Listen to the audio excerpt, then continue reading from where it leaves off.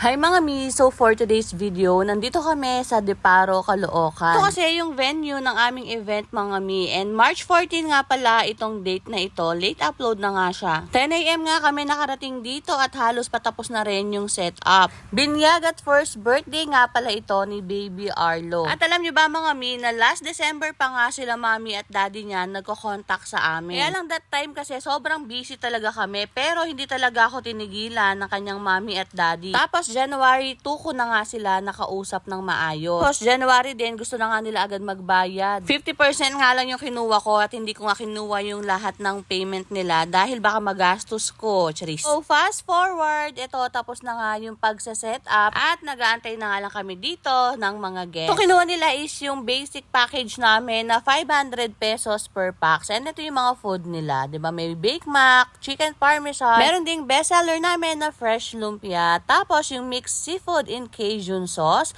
Meron din beef caldereta at ang syempre yung pa-free natin na pork menudo. Tapos para mga 12 noon na nga nag-start yung program, no? Tapos 1 PM na yung eating time dito or past 1 yata. And sila nga pala yung mga client ko, si Ma'am Vanessa and si Sir John. Na December pa lang, talagang nangungulit na mag-book at magbayad. Charis! Dito na tayo mga mino, eating time na. At sa mga nagtatanong po if nag-offer nga kami ng catering service, yes mga mi, bukod po sa Bilao at food tray, ay nag-offer din kami ng catering services. Yung basic namin mga mi is 500 per pack. Ang inclusion na nun is rice, juice, tapos mga mi may 4 main course na. Kayo po ang pipili ng mga ulam na gusto ninyo mga mi. Marami po tayong food choices mga mi. Pag nag-inquire kayo is isa-send ko po sa inyo yun lahat. Kasama rin sa inclusion yung 1 pasta or pancit of your choice, dessert, at saka syempre yung ating pa-free na pork menudo. Tsaka mga miha, yung transportation is not yet included doon sa 500 per pax. Nakadepende po yon sa layo ninyo dito sa amin sa Taguig. Also, nakadepende rin siya sa number of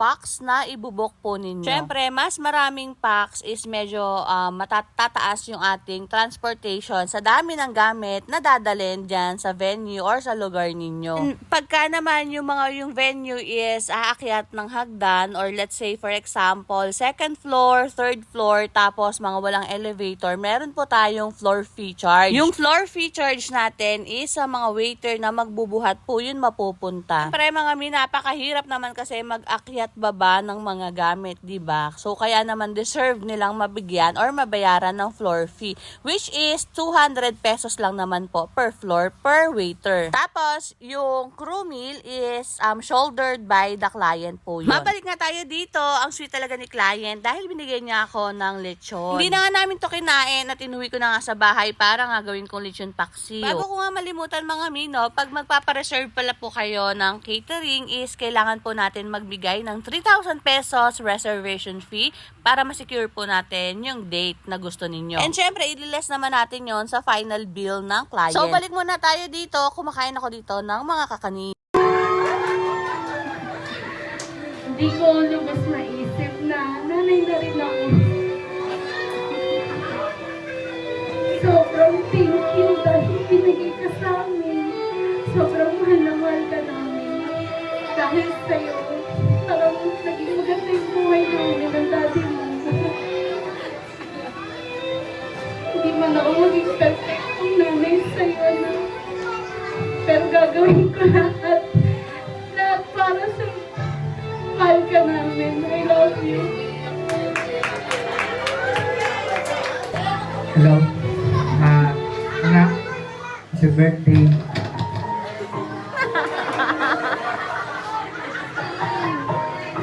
Sana okay kang malakas, malusog at baby. At may takot sa Diyos. Mahalawan ka namin ng mami at daddy. Gagawin namin lahat para sa'yo. Ayun lang.